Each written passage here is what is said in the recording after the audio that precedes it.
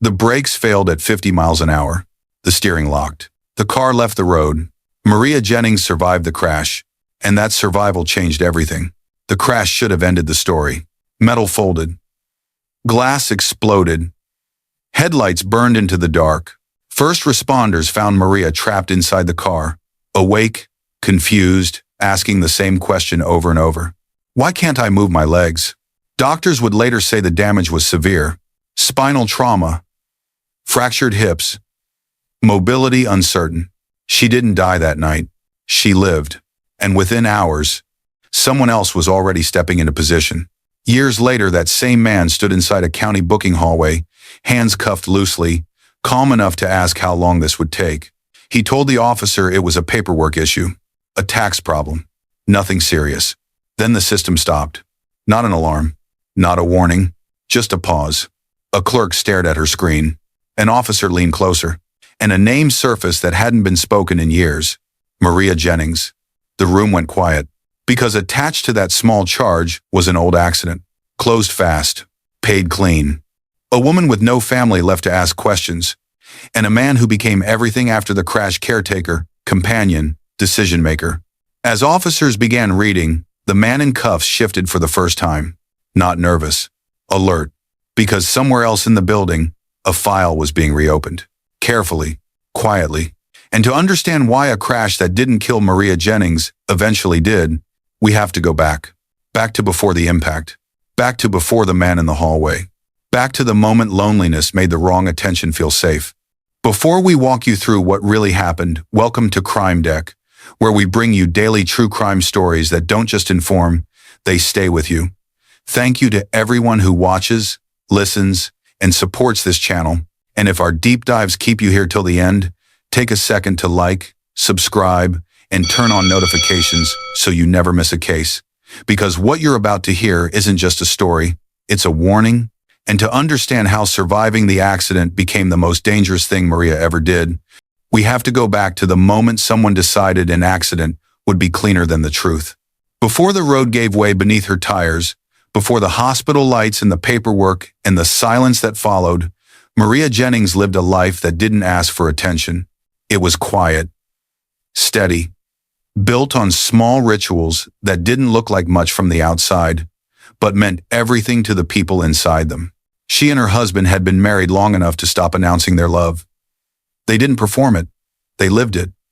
Morning started the same way every day, 2 mugs on the counter, steam rising while the house woke up slowly.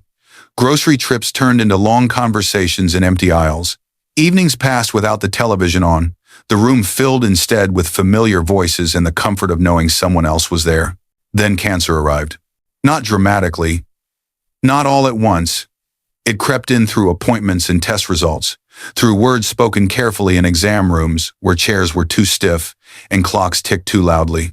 From that moment on, Maria's world narrowed. Calendars filled with treatment schedules instead of plans. Meals were adjusted, portions left unfinished. Sleep became something she took in pieces. She learned how to read his face for pain he didn't want to admit. Learned how to stay awake listening to his breathing, just to make sure it stayed steady. Learned how to smile when fear pressed so hard against her chest it felt like it might split her open. She never called it sacrifice. She called it love. When he died, it wasn't sudden, but it still felt like something had been torn loose. The house noticed his absence before she did. His side of the bed stayed untouched. His jacket remained by the door because moving it felt like erasing proof he'd existed. People came at first. They always do. Voices low, hugs too tight, food filling the refrigerator. And then, slowly, they returned to their own lives. Maria stayed. She carried 2 kinds of exhaustion, the kind that comes from caregiving and the kind that comes after, when the adrenaline fades and grief finally has room to breathe. Her days settled into routine because routine was easier than thinking. Water boiled, tea poured into the same mug. The newspaper folded the way he used to leave it. The crossword waited on the table with no second pencil beside it. She took slow walks around the cul-de-sac, waving at neighbors who waved back without stopping, friendly enough. Not close enough to notice she always walked alone. Errands became smaller. Groceries bought in single portions. Library books returned late because no one was waiting for her to finish them. Birthday cards mailed to herself so the date wouldn't pass without acknowledgement. Evenings stretched the longest. She sat by the front window watching headlights slow at the corner before turning toward homes filled with movement, doors opening, voices drifting out. Other lives continuing. Maria didn't collapse under the weight of her loss. She adjusted to it, quietly. The way people do when there's no other option. Years passed like that. No headlines, no concern. Just a woman who had loved deeply and learned how to survive the space that followed. When friends eventually suggested she try meeting someone, they did it gently. Not out of pressure, out of worry. They said she deserved companionship again. Deserved to laugh. Maria laughed it off at first, embarrassed by the idea. After loving once and losing so completely, wanting to be chosen again felt almost indulgent, but the idea lingered. Especially on nights when the television filled rooms that didn't answer back. One evening, she opened her laptop and stared at the glow longer than she meant to. The questions felt strange to answer alone.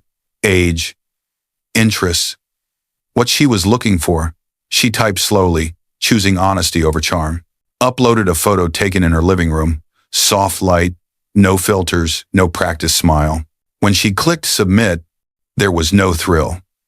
Just a small release. Like setting something down she'd been carrying for a long time. The first few days were quiet. A handful of polite messages that went nowhere. Men who lived too far. Men who spoke too fast. Men who felt like they were trying too hard. Then she saw his profile. He lived nearby. Close enough that the streets he mentioned were familiar. His photos were clean and deliberate. Not flashy, not careless. A man dressed well without looking like he was trying to impress. Offices, restaurants, stability suggested without being announced.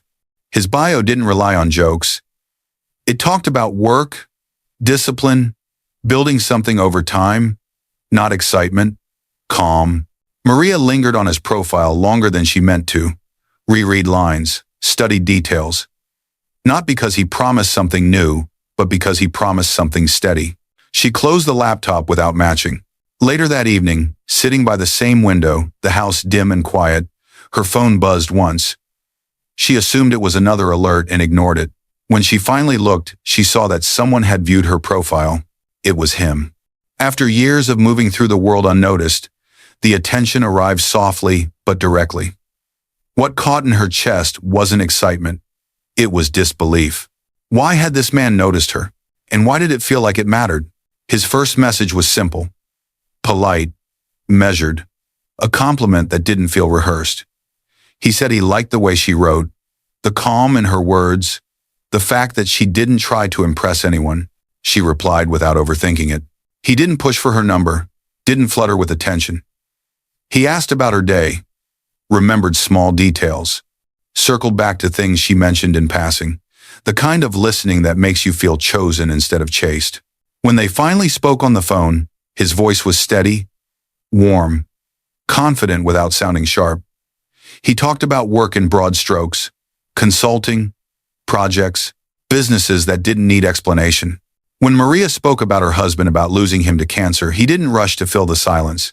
He let it sit, told her he admired her strength, her loyalty, her values. The words landed gently because they felt earned. Their conversations settled into rhythm. Evening calls, morning check-ins. Leo never made it feel like monitoring, just presence. When they met in person, he arrived dressed neatly, confident but not loud. He listened more than he talked, leaned in when she spoke, never corrected her, never challenged her stories. The empty spaces in Maria's days began to fill, and she welcomed it. Because after years of holding everything together alone, the attention didn't feel dangerous. It felt like relief. She didn't know then that loneliness doesn't always look desperate. Sometimes it looks prepared, and sometimes it mistakes the first steady hand for the safest one. At first, nothing about Leo's presence felt invasive. It felt useful. He didn't arrive with demands or urgency. He arrived with solutions, the kind that make life smoother without calling attention to themselves. He offered to drive when Maria mentioned her car was acting up, suggested routes that avoided traffic, remembered which turns she hated. It felt thoughtful, It felt considerate. When she mentioned how overwhelming paperwork still felt after her husband's illness, Leo didn't ask to see anything. He just listened. Said those things could pile up when you've carried too much alone for too long. He framed help as relief, not rescue. Their days settled into an easy pattern. Coffee together, errands done side by side instead of alone, phone calls that replaced the television at night. Leo never rushed her, never made plans that felt too big. He matched her pace, slow, steady, patient. And Maria, who had spent years managing decline and loss, found comfort in someone who didn't need explanation. Leo noticed everything, not in a way that felt observant, in a way that felt attentive. He remembered which chair hurt her back, which grocery store aisle made her linger, which nights were hardest. When he stayed over, it happened gradually. A jacket left on the chair, shoes by the door, a toothbrush placed beside hers like it had always belonged there. Nothing announced, nothing asked. Maria adjusted without noticing the shift. When friends visited, Leo was polite but reserved, helpful without inserting himself. He didn't dominate conversations. He listened. He carried bags. He refilled drinks. People liked him immediately. They told Maria she was lucky, and Maria believed them. When conversations drifted toward planning retirement, health, the future, Leo never asked questions directly. He wondered aloud, the way couples do when they imagine time stretching ahead of them. What would you want if something unexpected happened? Who handles things now? Is everything set up the way you want? They sounded like care. They felt like partnership, Maria answered easily. She spoke about decisions made years earlier, insurance policies her husband had arranged, accounts she rarely thought about because they were supposed to be settled. Leo didn't interrupt, didn't comment on numbers, didn't ask follow-up questions that would have sounded strange. He just listened. When she apologized for rambling, he smiled and told her it was good to talk about these things. Responsible? Grown. It felt good to hear that. Over time, Leo became the one who remembered appointments, the one who offered to handle scheduling, the one who suggested organizing documents, so nothing gets confusing later. Maria let him. It felt like progress, like healing. She told herself this was what moving forward looked like, letting someone else carry pieces of the load she'd been holding for too long. What she didn't notice was how often Leo spoke for her in small moments. At restaurants, he ordered confidently when she hesitated. At stores, he answered questions before she finished asking them. On the phone, he clarified things she was about to explain herself. No one reacted. Why would they? He sounded capable, protective, involved. When Maria did speak up, Leo never corrected her outright. He smoothed things instead. Reframed, adjusted. It felt supportive. But slowly her voice began to arrive second. Leo's work remained vague but convincing. He took calls outside, stepped away to handle something, returned calm, unbothered, always present when she needed him. Money never seemed to be an issue. Not abundant, not strained, just available. Maria noticed, but didn't question it. Trust doesn't come with spreadsheets. Love isn't built on receipts, and Leo rewarded that trust by staying. He helped with things she used to do alone. He offered to manage errands when she felt tired. He insisted she rest when she pushed herself. He praised her for letting him help, framed reliance as strength, as growth. You've done enough on your own, he told her. Let someone else take care of things for a while. Maria believed him, because she wanted to. What she didn't see yet was how smoothly help had become habit, and how habit had begun turning into access, not through force, through familiarity. And by the time the paperwork came out one afternoon, spread casually across the table, discussed without urgency, Leo already knew where everything was kept.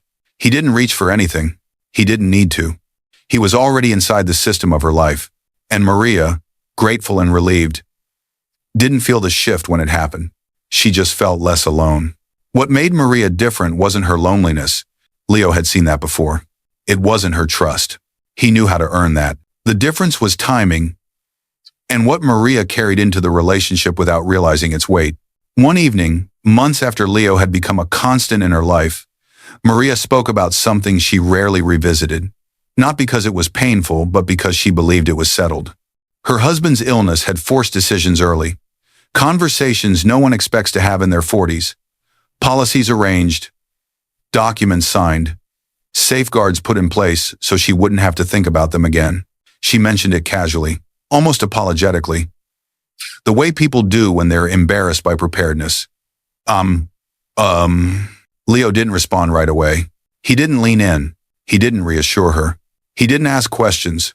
He let the silence sit. Maria filled it for him, explaining how everything had been handled years earlier, how she hadn't touched most of it since, how it felt like one less thing to worry about after everything she'd already survived. Leo nodded, smiled, changed the subject. To Maria, the moment passed without friction. To Leo, it didn't pass at all. Later, investigators would note that this was where his past behavior diverged. In earlier relationships, Leo left when conversations turned toward permanence, toward complexity, toward systems he couldn't quietly step into. With Maria, he stayed. Not because he felt differently, but because the conditions were different. She wasn't starting from scratch. She wasn't guarded by children or siblings. She wasn't surrounded by people checking behind her. Her life was already structured, organized, quiet, and she trusted the structure. From that point on, Leo's presence didn't change in obvious ways. That was the point. He didn't become more attentive. He didn't become more helpful. He became more patient. He listened when Maria talked about the past, not emotionally but sequentially. He learned what had been handled and what hadn't, what lived in drawers untouched, what existed on paper but not in memory. Maria believed she was sharing history. Leo was mapping systems. This was the first time he didn't step back. This was the first time he didn't disappear once expectations formed. Instead, he settled in. Friends noticed the stability and stopped worrying. Conversations shifted from, "Is this serious?" to, "I'm glad you're not alone anymore." Maria noticed how much easier things felt. Decisions shared, responsibilities eased, someone else thinking ahead with her instead of leaving her to manage alone. That comfort mattered, because comfort quiets instincts, and Leo understood that better than anyone. With Maria, dependency had already been built long before the crash. She had already trusted him with context, with access, with continuity. By the time Maria realized how completely Leo fit into her life, it felt too late to question it without questioning herself. And she didn't want to do that, because after surviving grief, loneliness, and rebuilding from nothing, the idea that she might have misjudged the one person who stayed felt heavier than doubt itself. So she held on, and Leo stayed exactly where he was. Not rushing, not retreating, waiting. If stories like this matter to you, the quiet ones, the overlooked ones, take a second to like this video, subscribe to the channel, and turn on the notification bell. That support is how stories like Maria's don't disappear into silence. And before we continue, sit with this question for a moment.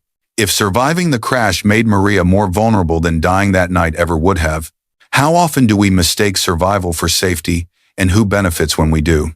The shift didn't come with a fight. It came with phrasing. Leo didn't start telling Maria what to do. He started telling her what was likely to happen. The difference mattered. He talked about the future the way people do when they believe they're being practical, calm, reasoned, framed as inevitability rather than fear. What if something unexpected happened? Things can change fast. It's better to be prepared than caught off guard. He never raised his voice, never sounded alarmist. He spoke the way professionals do, as if outcomes were neutral, not personal. Maria listened because the words made sense. Life had already taught her that control was fragile. Cancer had proven that. Loss had reinforced it. The idea that preparation was wisdom, not worry, fit neatly into what she already believed. Leo didn't challenge her independence. He praised it. He said she'd handled so much on her own. Said it was impressive. Said he admired how organized she'd been during her husband's illness. Then he wondered aloud whether everything still reflected what she wanted now. Not urgency, just curiosity. When they drove together, Leo sometimes fell quiet on certain stretches of road. His hands stayed steady on the wheel. His eyes tracked the pavement the way people do when they're thinking, not sightseeing. He mentioned accidents the way people mention weather. Not dramatically, casually. Stories pulled from the news, a brake failure here, a driver who never saw it coming there. Maria nodded. She understood how quickly things could go wrong. Leo didn't argue with that understanding. He built on it. Away from her, his questions sharpened. At repair shops, he didn't ask how to improve performance or extend lifespan. He asked what failed first. What wore down quietly. What went wrong without warning. He listened when mechanics explained how damage could be mistaken for wear. How problems didn't always leave obvious signs. How failure didn't require tampering, just timing. He thanked them, paid, left. No one remembered him long enough to describe him later. Back with Maria, order became the theme. Not change. Order. Leo suggested consolidating paperwork so nothing would be confusing later. Offered to help organize documents she hadn't touched since her husband's illness. It sounded responsible. It sounded caring. Maria let him. Folders appeared on the table one afternoon. Papers spread out without urgency. Explanations offered casually. Numbers read once and not repeated. Leo didn't comment on the figures. He didn't ask questions that would have sounded strange. His expression didn't change. He absorbed information the way he always did without reaction. To Maria, it felt like relief. Like someone finally thinking ahead with her instead of leaving her alone with decisions that still carried the weight of grief. To Leo, something settled quietly into place. His language shifted again. He stopped using words like if and started using words like when. Not ominously. Practically, as if he were discussing weather patterns instead of lives. Eventually, inevitably, things happen. He framed accidents as neutral events, systems failing at the wrong moment, outcomes without intention. Maria didn't resist the idea. It matched what she'd already lived through. As days passed, Leo's movements became precise. He checked details once. Then again, he corrected small inconsistencies. He returned to places he'd already been. Nothing dramatic happened. That was the point. The plan didn't arrive as a rush of emotion. It arrived as certainty justified by logic, supported by preparation, framed as fate doing what fate always does. Maria felt safer than she had in years. Her life felt organized, protected, handled. Leo felt something else entirely. Not fear, not doubt, clarity. And somewhere between the last careful question and the final detail adjusted, the distance between imagining and doing closed completely, leaving only one step ahead, untouched, waiting. The morning didn't feel dangerous. The sky was steady, the air calm. Maria moved through her routine the way she always did. Keys from the hook, purse on her shoulder, the door locking behind her with a sound she'd heard 1,000 times before. Nothing warned her. She pulled onto the road she knew well. The one she'd driven so often, she barely thought about it. Traffic was light, speed steady, the radio low, and then the car stopped responding. When Maria pressed the brake, it didn't soften under her foot. It hardened. She pressed again. Harder. Nothing. The steering felt wrong in her hands, heavy, delayed like the car was no longer listening to her. She tried to correct, to slow, to bring it back under control, but the distance between intention and response stretched into something terrifyingly wide. There was no scream, no warning sound, just the sudden understanding that the vehicle was no longer hers. The world tilted, metal folded, glass burst outward. The impact came blunt and fast, driving the breath from her chest as the car left the road and came to rest on its side. When everything stopped moving, Maria was still awake. Her ears rang, her chest burned, dust hung in the air thick enough to taste. She tried to move her legs and felt nothing answer back. The words left her mouth before fear had time to shape them. Why can't I move? First responders arrived without drama.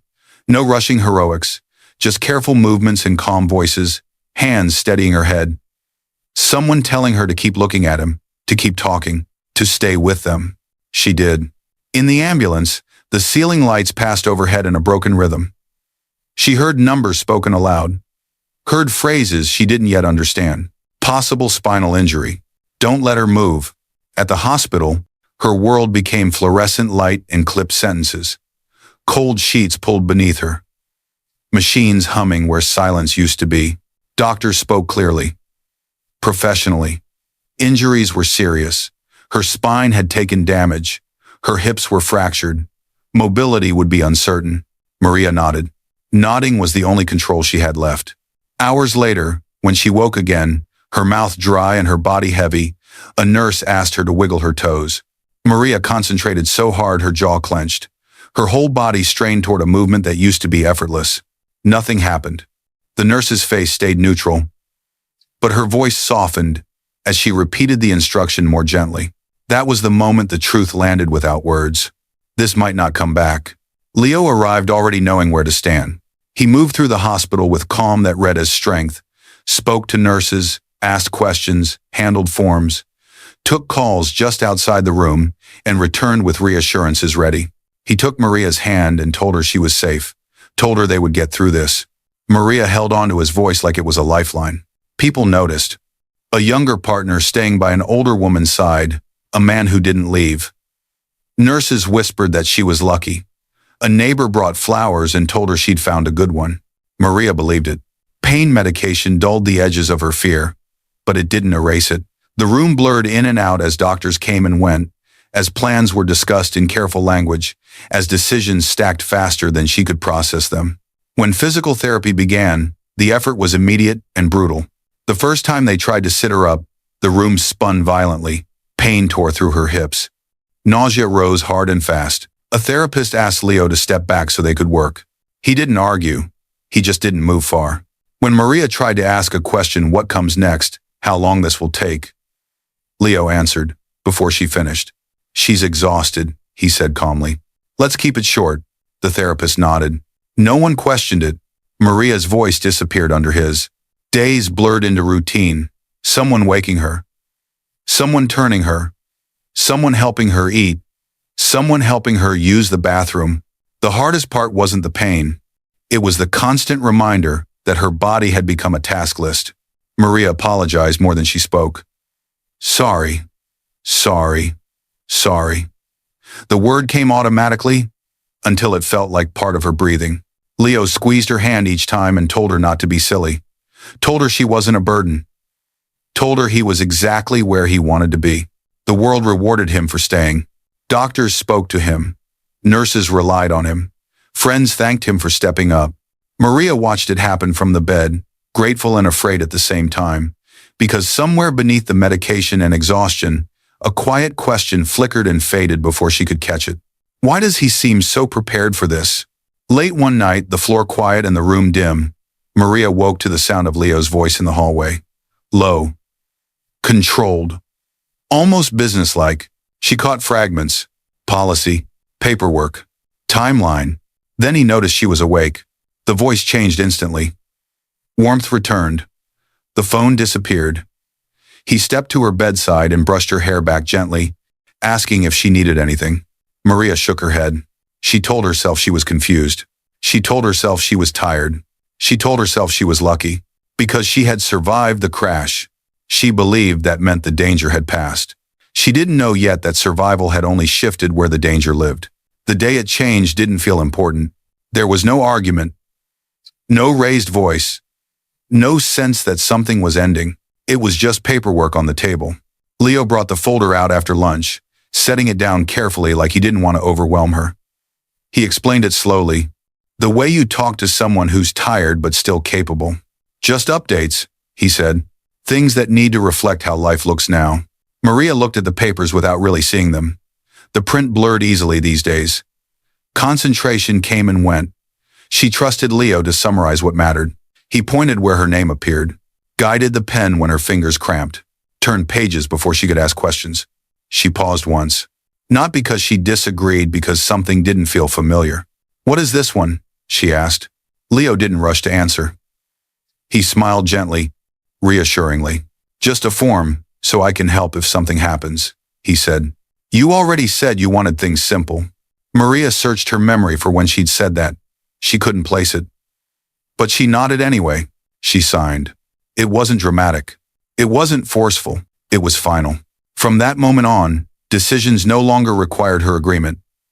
They required her presence, and sometimes not even that. When she asked later about a bill she didn't recognize, Leo told her it had already been handled. When a letter arrived addressed only to him, he said it was administrative. When she mentioned wanting to speak to someone herself, he told her it wasn't necessary, that he had it covered. Maria felt something tighten in her chest then. Not fear. Resignation.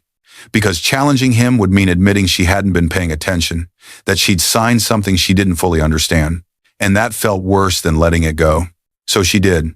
After that afternoon, nothing outright changed, and that's how she knew it had.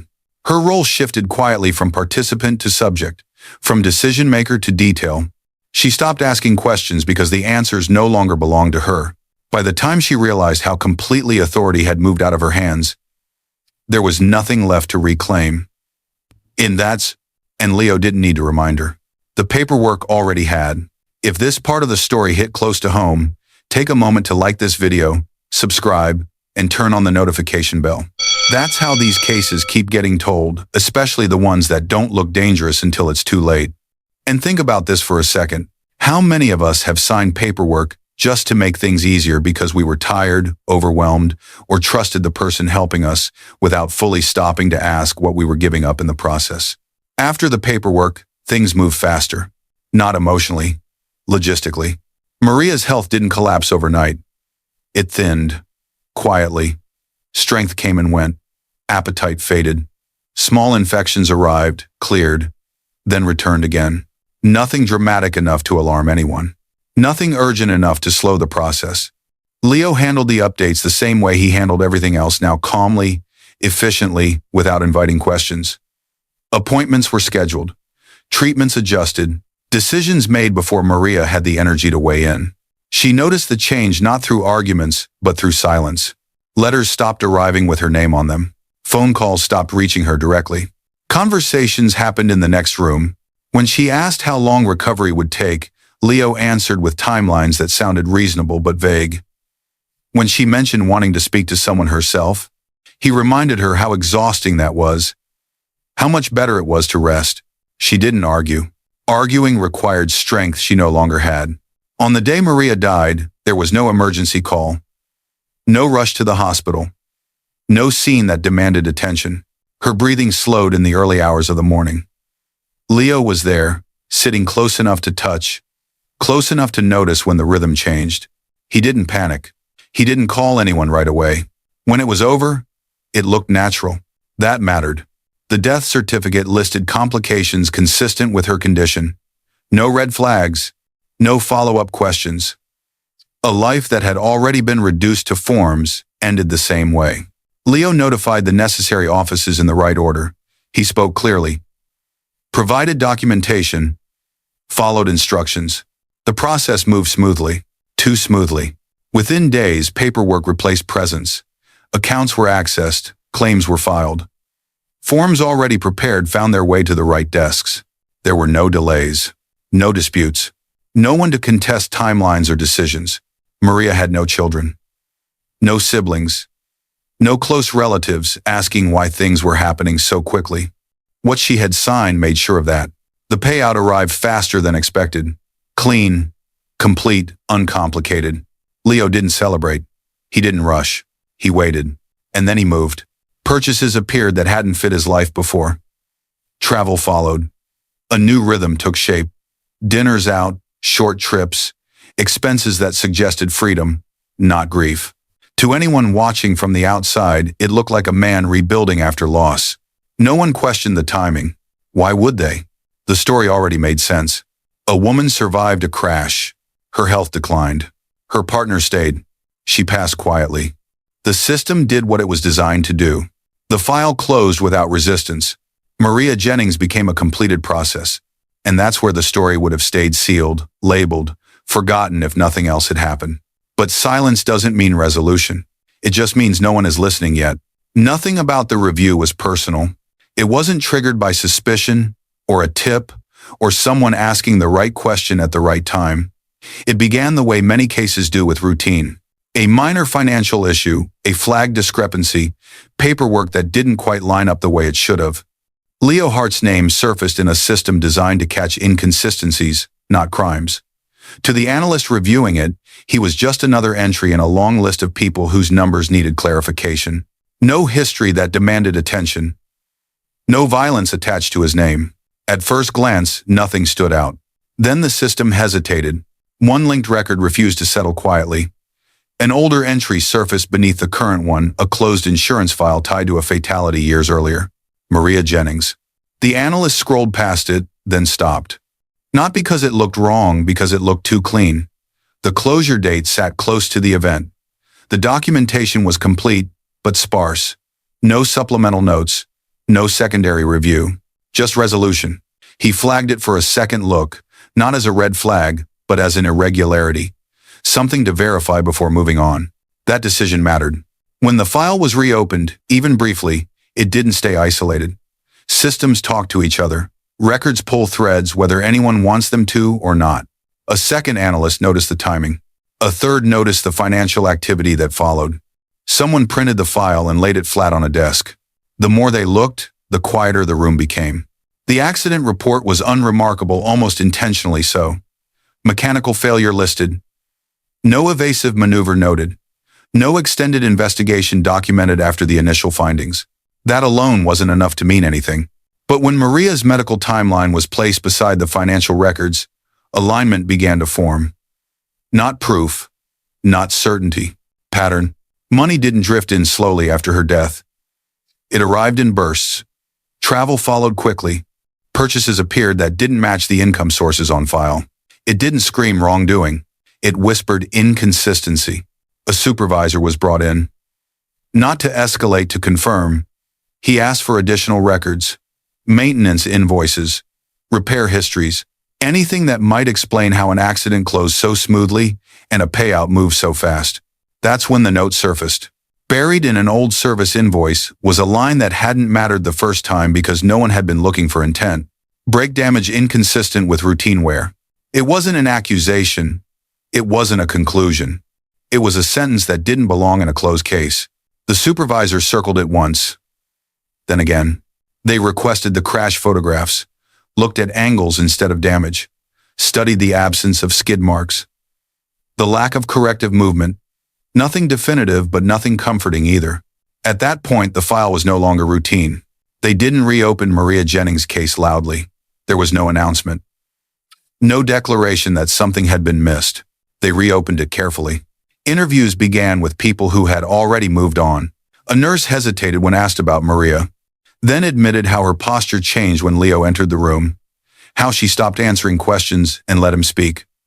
A therapist recalled sessions ending early at Leo's request. A physician remembered questions about complications instead of recovery. None of it violated policy. All of it pointed in the same direction. The investigator assigned to the review pinned Maria's photo above his desk, not as evidence, but as anchor. A reminder that this wasn't just an exercise in alignment. He traced Leo's past relationships next, lining them up by date rather than by name. Entry points looked similar. Exits were clean. The same pattern repeated without friction. An elder exploitation report surfaced from years earlier. Different woman, same man, same quiet dismissal due to lack of follow-up. Individually, nothing held weight. Together, they did. By the time subpoenas were issued, framed narrowly, quietly, the case had already outgrown its origin. What began as a financial review had become a question no one could ignore. Not because it was dramatic, because it was orderly. And order, when it hides harm, is often the hardest thing to dismantle. The file that closed too cleanly was open again, and this time, it wasn't going to close the same way. Leo didn't realize he was being investigated for Maria's death until the question was asked. Not the arrest, not the holding cell, not the paperwork. The question, it came quietly, in a room that didn't look like danger. Neutral walls, a table wiped too clean. Two investigators seated across from him. Not aggressive, not rushed. One of them slid a thin folder closer, not opening it yet. They didn't ask about taxes. They didn't ask about money. They asked about Maria Jennings. Leo blinked once. Just once. It was involuntary, the smallest break in the rhythm he'd perfected over years of keeping his expression steady. His mouth opened before his mind caught up, and for the first time since this process began, he didn't answer immediately. She passed years ago, he said finally. That was ruled an accident. The investigator nodded. Didn't argue. Didn't challenge him. Instead, he opened the folder. Inside were documents Leo recognized instantly, not because they were dramatic, but because he had touched them himself. Forms he'd signed. Dates he remembered. Authorizations he'd once considered routine. The investigator didn't accuse. He pointed. This gives you authority here, he said, tapping one page. And this shows access beginning before her condition declined. Leo leaned back slightly, crossing his arms. Defensive, but subtle. The posture of a man who believed explanations still worked. There was nothing unusual about that, Leo said. She trusted me. And after. Unlogger man. The investigator didn't respond right away. He turned a page. And this, he said, shows the insurance claim filed before her death certificate was finalized. Leo felt something tighten in his chest. Not panic, calculation. He explained it the way he always did, confidently, reasonably, as if clarity alone could restore order. Administrative overlap, clerical timing, systems that didn't move in neat lines. The investigators let him finish. Then one of them said quietly, "We're reopening Maria Jennings' case." The sentence didn't land all at once. It spread. Leo felt heat climb his neck, felt his jaw lock without meaning to. Reopening wasn't a word men like him worried about. Reopening was for mistakes, for missing bodies, for noise. Maria's case had been silent. He asked one question, then the wrong one. On what grounds? The investigator didn't answer verbally. He slid another document forward. A maintenance record. Leo recognized the logo before the words registered. His eyes moved faster now, scanning. Brake damage inconsistent with routine wear. His breath changed. Shallow. Controlled. Too controlled. This doesn't prove anything, Leo said, sharper than he intended. No. The investigator replied. But it proves we shouldn't have stopped looking. That was the moment Leo understood something fundamental had shifted. This wasn't about explanation anymore. It was about sequence. The months that followed didn't look like television. No dramatic confrontations. No surprise, witnesses bursting through doors. Just motion. Subpoenas issued quietly. Experts re-examining components without deadlines. Financial analysts mapping activity over timelines instead of balances. Leo was charged again, not loudly, not publicly at first. The paperwork arrived like everything else had. Clean, methodical, undeniable. When the indictment was read, Maria Jennings' name was listed not as a footnote, not as history, but as the center. By the time the trial began, Leo no longer sat with his easy confidence.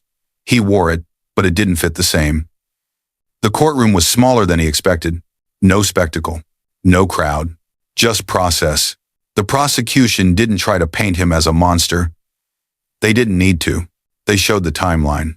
The crash reconstruction expert spoke first, calm, technical. Explained what should appear in a sudden brake failure.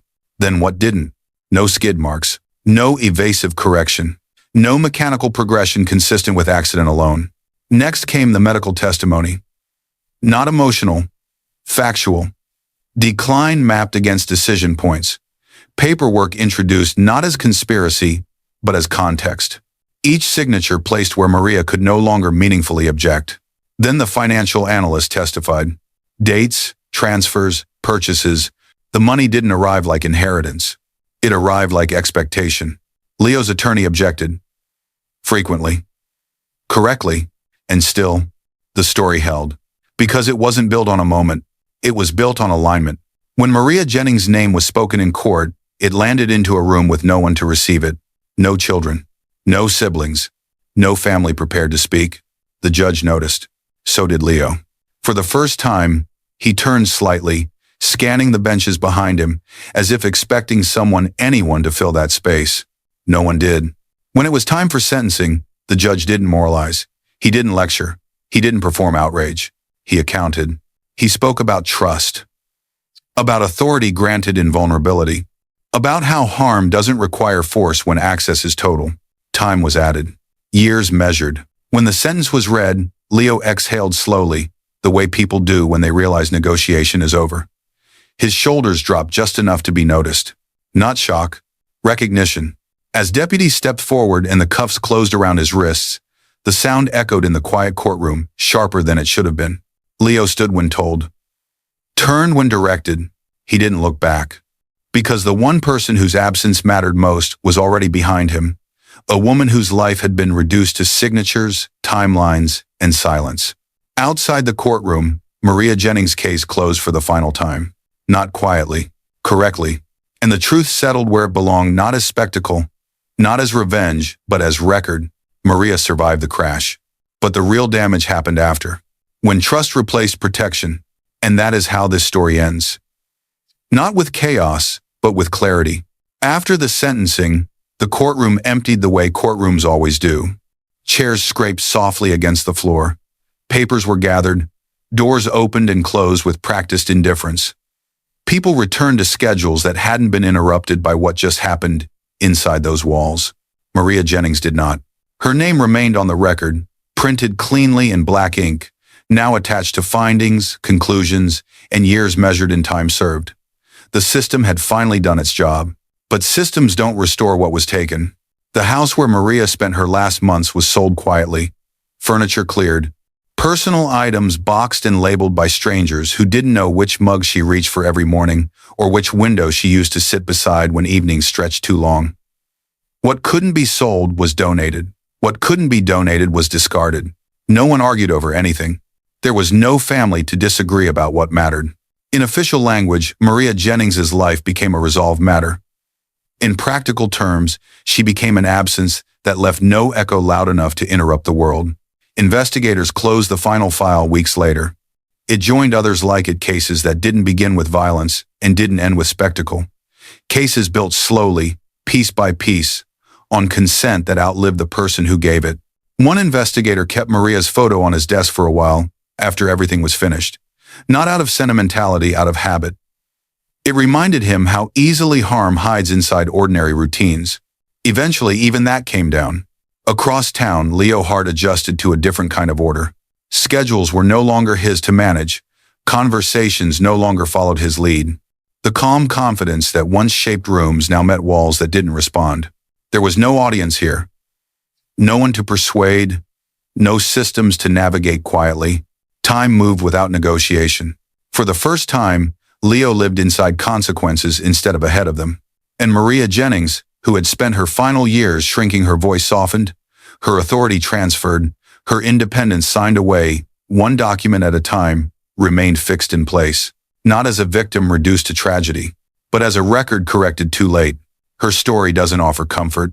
It doesn't warn with sirens or sudden turns. It doesn't end with a dramatic rescue or a moment where everything could have gone differently if someone had just arrived sooner.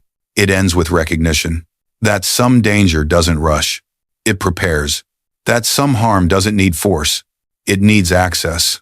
And that survival on its own is not protection, especially when the person who stays is the one who benefits most from your silence. Maria survived the crash that should have killed her. What followed took longer, and it took more. And long after the paperwork was finalized and the courtroom doors closed, what remained was the quiet truth her story leaves behind. Not every threat looks like an enemy. Sometimes it looks like help. And by the time that difference becomes clear, the choice is already gone. Before you go, sit with this for a moment. Maria didn't lose her life in the crash. She lost it later in paperwork, in silence, in trust given at the wrong moment. Nothing about what happened to her looked violent. Nothing looked urgent. And that's why it worked. So here's the question I want you to answer in the comments.